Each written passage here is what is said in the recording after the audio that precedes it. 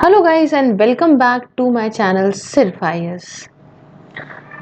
तो ये है हमारा विजन आईएएस की पीटी 365 2022 की, मतलब 2022 ही कह लीजिए, उसकी कल्चर की पार्ट 5 जानेंगे, पूरी एक्सप्लेन करेंगे अच्छी तरह से। आइए शुरू करने से पहले चैनल को सब्सक्राइब कर लीजिए, बेल आइकन को प्रेस करिए ताकि आपको रेगुलर अपडेट्स मिलती रहे। सबसे पहला टॉपिक है हमारा जलियांवाला बाग मैसाकर का। जानते हैं कुछ बातें न्यूज के बारे में कि आखिरकार क्यों रहा ये न्यूज में। देखिए, प्रधानमंत्री जो हमारे देश के हैं, इन्होंने रिसेंटली अनवील करा प्लेग और डेडिकेट करा the renovated complex of Jallianwala Bagh स्मारक को at Amritsar to the nation and inaugurate करा म्यूजियम और गैलरीज को। तो अभी क्या न्यूज है कि prime minister of India recently unveiled the plaque and dedicated the renovated complex of the Jallianwala Bagh Smarak at Amritsar to the nation and inaugurate museum and galleries। आइए कुछ बातें हम न्यूज के बारे में जानते हैं। पिक्चर बहुत दर्दनाक है, बहुत खतरनाक चीज डिपिक्ट करती है भाई। आइए न्यूज के बारे में कुछ बातें बताऊं। तो जलियांवाला बाग स्मारक, जलियांवाला बाग स्मारक ये है कमरेट करने के लिए यहाँ पे जलियांवाला बाग मैसाकर को जो हुआ था 13 अप्रैल 1919 में। ये मेमोरियल को सेटअप किया Jallianwala Bagh national memorial act 1951 के तहत। रिसेंटली 2019 में इसको अमेंड भी किया गया था। उसके साथ ये पहला नेशनल मॉन्यूमेंट बन जाता है हमारे देश का, जिसे गवर्न करा जा रहा है एक एक्ट ऑफ पार्लियामेंट के द्वारा, that had a prime minister as its chairman. Massacre ये कोई ऐसा अलग चीज तो है नहीं, अलग इंसिडेंट तो है नहीं, बल्कि एक ऐसा इंसिडेंट है जो हुआ था with a multitude of factors working in the background. बहुत सारी भाई स्टोरी है, आपने तो देखी होगी ना, ये कैसा सुनी होगी कि भाई क्या आखिरकार ये पूरी कहानी क्या रही थी। सब पाइल अप चीजें थी और भाई उन सब की वजह से रिजल्ट ही हुआ है। अब आफ्टर मैथ ऑफ द मैसाकर अगर बताऊं तो न्यूज जो जलियांवाला बाग की है ये फैली एंड ये बहुत सारे डिमॉन्स्ट्रेशन होने लगे, टू विच जो सरकार है, सरकार ने रिस्पॉन्स किया, बहुत बुरी तरह से लोगों को दबाया, ब्रूटल रिप्रेशन किया उस समय अंग्रेजों की सरकार ने। इस वायलेंस को देख के महात्मा गांधी ने कॉल्ड ऑफ कर दिया एंटी रॉलेट सत्याग्रह को। रविन्द्रनाथ टैगोर ने रिनाउंस कर दिया अपनी नाइटहुड इस प्रोटेस्ट में। और अक्टूबर 1919 में डिसऑर्डर्स इंक्वायरी कमेटी, जिसे हम लोग हंटर कमीशन भी कहते हैं, उसको बनाया गया इस पूरे मैसाकर के लिए, यहाँ पे इंक्वायरी के लिए, इस मैसाकर की इंक्वायरी के लिए। 1920 में commission censured Dyer for his action and इन्हें डायरेक्ट करा रिजाइन करने के लिए अपने from his appointment as brigade commander and inform करा इनको that he would receive no further employment in India. हालांकि हाउस ऑफ लॉर्ड्स में वोट करा था फेवर में जनरल डायर्स के इस एक्शन के। बाद में 1940 में at Caxton Hall in London, Udham Singh एक इंडियन फ्रीडम फाइटर थे, इन्होंने माइकल ओ डॉयर को किल कर दिया, मार दिया था। और lieutenant governor of Punjab during the मैसाकर who had approved the Dyer's action and imposed martial law in Punjab after the firing, thereby ensuring that the news did not get out। तो shock और outrage की वजह से यहाँ पे led to the non cooperation movement in 1920 and 22, जो एक कदम था यहाँ पे ब्रिटिश राज को खत्म करने में इंडिया से 25 सालों के बाद। तो ये तो बहुत ऐसा इंसिडेंस है जो बहुत ज़्यादा दर्दनाक है, बहुत सारी चीज़ें आज भी बोल उठती हैं इसके लिए। अब देखिए क्या इवेंट्स थे जिनकी वजह से ये हुआ, है ना। तो मैंने बता रही थी ना कि बहुत चीज़ों से ये चल रहा था बैकग्राउंड में चीज़ें, और ये रिजल्ट ये हो गया था। तो देखिए यहाँ पे बताया गया है कि the passage of Rowlatt act and initiation of Rowlatt Satyagraha. Rowlatt act, black act, authorise करा इसलिए सरकार को कि टू इम्प्रिजन और कन्फाइन विदाउट अ ट्रायल, कि इसमें जेल में डाल सकते हैं बिना किसी ट्रायल के किसी इंसान को जो कोई देशद्रोह की सेडिशियस एक्टिविटीज करता है। और इसकी वजह से पूरे देश में हाहाकार मचने लगी।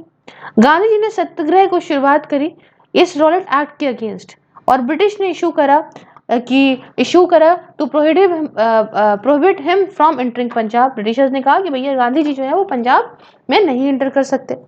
अब लीडर्स को अरेस्ट करा गया अमृतसर में और फिर इसी से अनरेस्ट फैली पंजाब के अंदर। डॉक्टर सैफुद्दीन किचलू और डॉक्टर सत्यपाल, ये दो जाने माने लीडर्स थे। इन्होंने एक पीसफुल प्रोटेस्ट को ऑर्गेनाइज किया था रॉलेट एक्ट के अगेंस्ट अमृतसर के अंदर, एंड ये सब्सिक्वेंटली अरेस्ट कर लिए गए। सोल्जर्स फायर अपॉन डिमॉन्स्ट्रेशन, और ये डिमांड कर रहे थे कि इन दोनों लीडर्स को आप यहाँ पे रिलीज करो, जिसकी वजह से बहुत वायलेंट आउटब्रेक्स हुए, जहाँ पे रेलवे लाइंस, टेलीग्राफ पोस्ट, सरकारी बिल्डिंग्स वगैरह डिस्ट्रॉय कर दी गई और यूरोपियंस और इंडियंस मारे भी गए। फिर पंजाब को मार्शल लॉ के अंदर रख दिया गया। ज्यादातर पंजाब मार्शल लॉ के अंदर था और सिविल लिबर्टीज के अंदर, मार्शल लॉ सिविल लिबर्टीज के अंदर था, जिसमें फ्रीडम जो असेंबली का था ये यहाँ पे कर्टेल था, रोक लगी थी कि मतलब जो है आप यहाँ बहुत सारी मात्रा में इकट्ठा नहीं हो सकते। ब्रिगेडियर जनरल डायर ने गैदरिंग्स को बैन कर दिया कि 4 लोग से ज्यादा एक जगह इकट्ठा नहीं हो सकते। अब गैदरिंग जलियांवाला बाग की बात करें तो करीब 10,000 लोग एक साथ इकट्ठा हुए जलियांवाला बाग में। फेस्टिवल बैसाखी का था, उसको सेलिब्रेट करने के लिए 13 अप्रैल 1919 में, एंड प्रोटेस्ट करने के लिए जो आपका अरेस्ट था इन दोनों लीडर्स का। मैसाकर कैसे हुआ?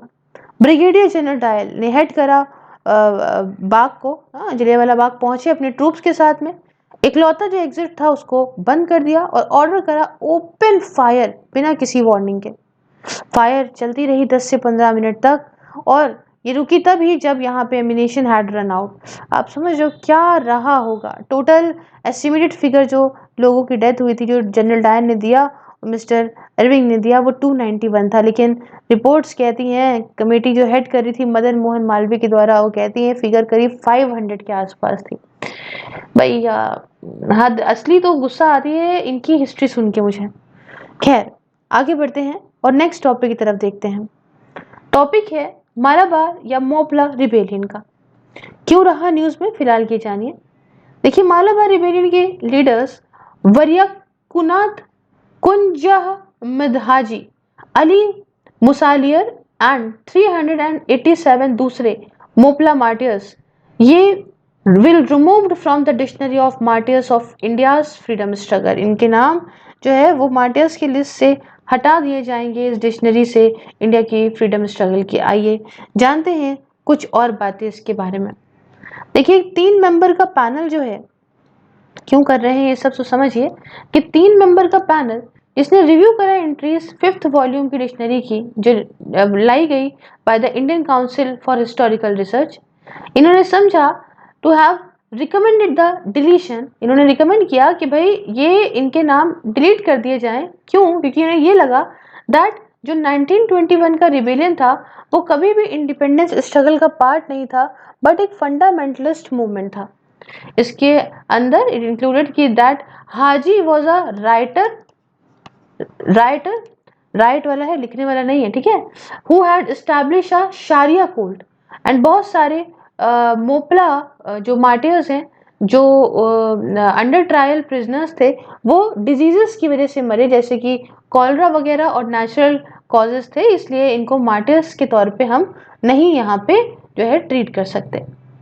तो अब आपके दिमाग में आया होगा, मैम मुझे पता नहीं है कि ये मालाबार रिबेलियन या मोपला राइट्स क्या थी। देखिए, ये एक आर्म अपराइजिंग थी। किसकी? ये आर्म अपराइजिंग थी मुस्लिम टेनेंट्स की against British rulers and Hindu landlords की 1921 में। हाँ, लोकल हिंदू लैंडलॉर्ड्स के अगेंस्ट और ब्रिटिशर्स के अगेंस्ट।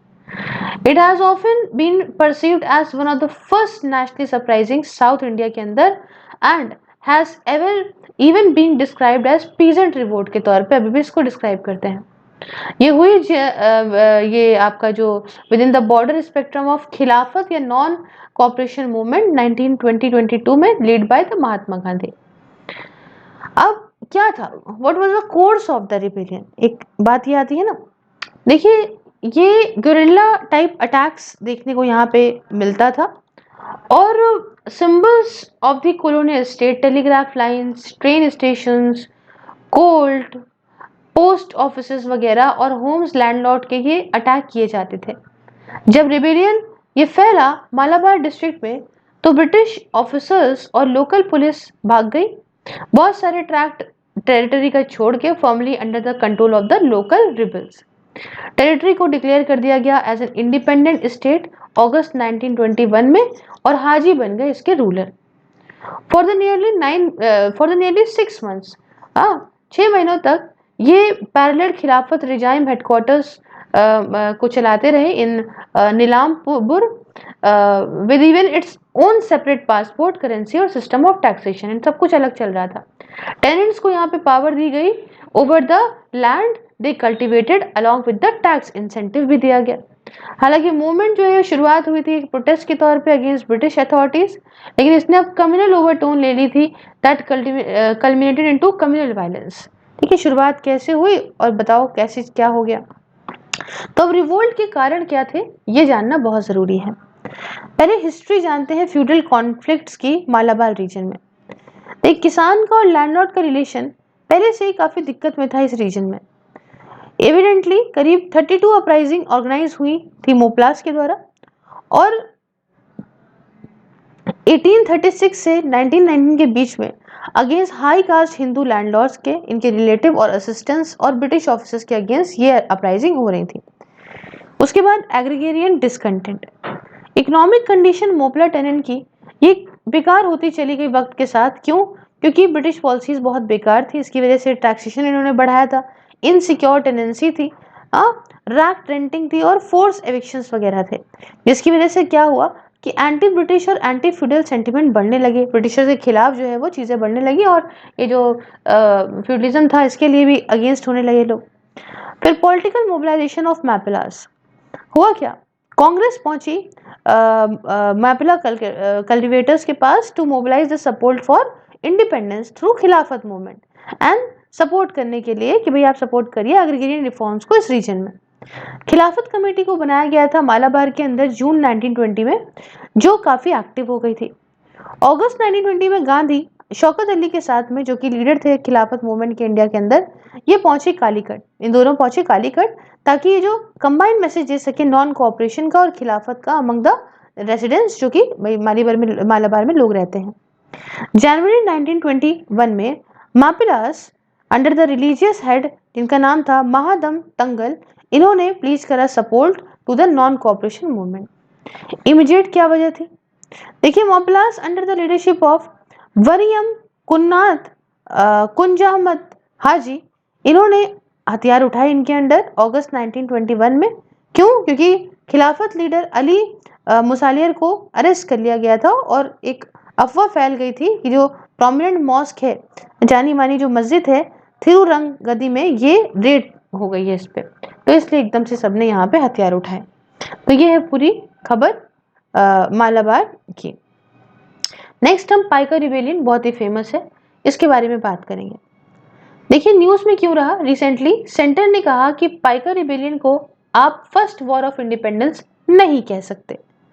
तो इतनी बड़ी बात है तो हमारा फर्ज है कि हम आपको न्यूज के बारे में और बातें बताएं। देखिए 2017 के बाद से ही उड़ीसा अर्ज कर रहा है सेंटर से कि आप पाइका रिबेलियन को फर्स्ट वॉर ऑफ इंडिपेंडेंस के तौर पे डिक्लेयर कर दो। आज के टाइम पे इंडियन म्यूटी या सिपाही म्यूटनी जो हमारी 1857 में हुई थी ना, जिसे हम लोग फर्स्ट वॉर ऑफ इंडिपेंडेंस कहते हैं against British rule, ministry of culture ने सजेस्ट करा कि इसको आप इंक्लूड कर सकते हो एक केस स्टडी के तौर पे क्लास 8 की हिस्ट्री टेक्स्ट बुक में, national council for educational research and training that is NCERT किताबों में। 2018 में दोस्तों इंडियन प्राइम मिनिस्टर ने एक कम्युनिटिव स्टैम्प को रिलीज करा था और कॉइन को भी रिलीज करा था पाइका रिबेलियन पे। तो अब बात आती है पाइका रिबेलियन के बारे में आपको बताने की। 1817 से 1825 तक चला ये। क्या है? ये एक आर्म्ड रिबेलियन था जिसकी शुरुआत उड़ीसा से हुई और ये rebellion against British east India company के था। ये हुआ nearly 40 years before the first सिपाही म्यूटनी। पाइकास किसान थे, पीजेंट मिलिशियास थे of the Gajapati rulers of Orissa, जो मिलिट्री सर्विसेज देते थे राजा को। इनके पास रेंट फ्री लैंड थी, है ना, आपकी रेंट फ्री लैंड थी that had been given to them for the military service, जो उन्होंने दी थी खुर्दा के किंगडम को। अब ब्रिटिश ने स्टैब्लिश करा खुद को उड़ीसा के अंदर जब ईस्ट इंडिया कंपनी ने यहाँ पे राजा को, जो खुर्दा के किंग थे, उनको डीथ्रोन कर दिया, जिनका नाम था राजा मुकुंद देव। ये काम ब्रिटिशर्स ने 1803 में कर दिया है। पाइकास अंडर बख्शी जगबंधु विद्याधर, बहुत फेमस नाम है, इनके अंडर ये जो थे ये एक हेरिडेटरी चीफ थे मिलिशिया आर्मी के ऑफ द गजपति किंग। तो इनके अंडर पाइकास ने भाई रिबेलियन उठा इनके अंदर और सपोर्ट मिला इनको ट्राइबल्स का और दूसरे सेक्शंस का सोसाइटी के। इन्होंने ब्रिटिश सिंबल्स ऑफ पावर्स को अटैक करा, सेट करा, मतलब ये पुलिस स्टेशन की तो बैंड बजाई, administrative officers, treasury during their march toward Khurda from where the British fled, है ना, ब्रिटिश यहाँ से भाग गए। इनको जमींदार सपोर्ट कर रहे थे, विलेज हेड सपोर्ट कर रहे थे और ऑर्डिनरी पीजेंट भी सपोर्ट कर रहे थे। अब अपराइजिंग बहुत तेजी में फैली स्टेट से, जिससे बहुत सारे इनकाउंटर्स वगैरह होने लगे ब्रिटिश और पाइका फोर्सेस के बीच में। रिवोल्ट धीमे धीमे बहुत जो है इवेंचुअली ओवर पावर करा बाय द ब्रिटिश आर्मी। और विद्याधर, अब जानते हैं ब्रिटिशर ने सबको दबा दिया है एट द एंड, और विद्याधर को यहाँ पे पकड़ लिया गया और पकड़ के इनको जो है जेल में डाल दिया गया 1825 में। बाद में इनकी जेल में ही मौत हो गई 1829 में। कॉन्सिक्वेंसेस क्या रहेंगे पाइका रिबेलियन के? पहला, एडमिनिस्ट्रेटिव चेंजेस।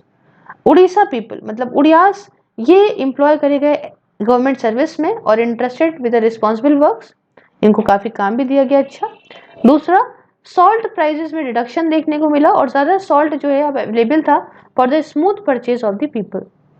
तीसरा, रेवेन्यू बर्डन्स में कमी मिली लोकल जमींदार की सेवरल केसेस में, और सरकार ने यहाँ पे परचेज करी स्टेट डिफॉल्टर्स की और रीस्टोर कर दिया टू द ओरिजिनल प्रोप्राइटर्स जो उसके थे। उसके बाद पाइकास को फोर्स करा गया कि आप मिलिशिया मैन का ये जो प्रोफेशन है वो छोड़ो राजा के, एंड कल्टीवेशन को अडॉप्ट करो और यहाँ पे काम करो ताकि आप अपना लाइवलीहुड कमा सको। और मैनेजमेंट जो जगन्नाथ टेम्पल ऑफ पुरी का था वो रामचंद्र देव थ्री को दे दिया गया, जो कि राजा मुकुंद देव टू के बेटे थे।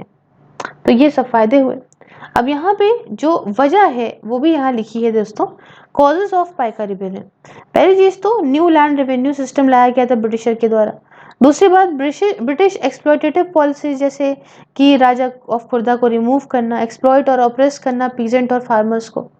और न्यू करेंसी सिस्टम, ब्रिटिश ने चेंज किया करेंसी सिस्टम को फ्रॉम कौड़ी टू रूपी, जिसकी वजह से एक्सप्लॉयटेशन हुआ विलेजेस का लोकल महाजन के द्वारा। और ब्रिटिश सॉल्ट पॉलिसी की वजह से यहाँ पे जमींदार डिप्राइव हुए, लोकल लोग जो थे उनके ट्रेडिशनल राइट भी चले गए, है ना, टू मैन्युफैक्चर सॉल्ट।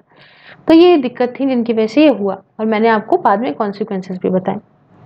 उसके बाद हम लास्ट में यहाँ कुछ दूसरे इंपॉर्टेंट न्यूज के बारे में भी जानते हैं दोस्तों, जैसे कि बैटल ऑफ सारागढ़ी, बहुत इंपॉर्टेंट बैटल है, आपको मैं बताती हूँ। ये बात सितंबर 12 की है 2021 की, जब यहाँ पे 124th एनिवर्सरी को मार्क करा गया है बैटल ऑफ सारागढ़ी की, जिसे 1897 में लड़ा गया था 6 soldiers of the British Indian army और पश्तून ओजाक्साई ट्राइबन के बीच में in the north west frontier province NWFP में। 21 सोल्जर्स जो थे वो पिटेड थे अगेंस्ट ओवर करीब 8000 अफरीदी और ओजाकजाई ट्राइब्स के अगेंस्ट। बट ये इतनी करेजसली लड़े, इतने हिम्मत से लड़े कि मतलब क्या बताएं, फेसिंग डेथ हेड ऑन, समझ रहे हो, सर पे लेके मौत, और क्या लड़े हैं भाई। Saragarhi was a communication relay post जो कि फोर्ट लॉकहार्ट और फोर्ट गुलिस्तान के बीच में, जिसे हम लोग कहते हैं ना फोर्ट कावागनारी, है ना, यहाँ पे जो है के नाम से जाना जाता है, यहाँ पे जो है वो पड़ता है in the Sulaiman range of NWFP। Next है ताई खामती म्यूटनी ऑफ 1839। 1839 में ताई खामती लोग ने रजिस्ट करा ब्रिटिश का कोलोनाइजेशन, जिसकी वजह से करीब 80 ब्रिटिश मतलब जो है सोल्जर्स मारे गए थे। आप जानते हैं ताई खामती के बारे में, one of the major tribe जो अरुणाचल प्रदेश की है, ये रहते हैं नामसाई डिस्ट्रिक्ट में। वर्ल्ड जो खामती निकल के आया है, इसका मतलब होता है the land full of gold. ये फॉलो करते हैं थेरावादा बुद्धिज्म को। इनकी खुद की स्क्रिप्ट होती है जो लोग कहते हैं ताई स्क्रिप्ट, है ना, लिखताई। खापती डांस को जाना जाता है पंग के नाम से भी, मतलब का इम्प्लाइज डांस एंड पंग मीन्स स्टोरी, ठीक है। तो ये पूरी स्टोरी है ना, जो हमने आपको ये पूरी कहानी बताई अभी तक के लिए हिस्टोरिकल इवेंट्स में। Thank you so for watching, do like share and subscribe, and आप मुझे मेरे काम में सपोर्ट कर सकते हो बाय ज्वाइनिंग माई मेंबरशिप। साथ में इस वीडियोस को देखने के लिए आप मुझे फेसबुक पे फॉलो कर सकते हैं by the name of Prasanna Verma. तो मैं फेसबुक पे हूँ, सिर्फ IAS को पेज को फॉलो करिए, आपको लेक्चर्स मिलेंगे। बाकी ये ट्विटर पे आप मुझे फॉलो कर सकते हैं। यहाँ पे इंस्टा पे मैं क्वेश्चंस डालती रहती हूँ और पीडीएफ्स के लिए आप मुझे टेलीग्राम पे फॉलो कर सकते हैं। All the link are in description box. कहीं भी जाइए, फॉलो करिए, एंजॉय करिए। मिलते हैं नेक्स्ट वीडियो में। जय हिंद, जय भारत।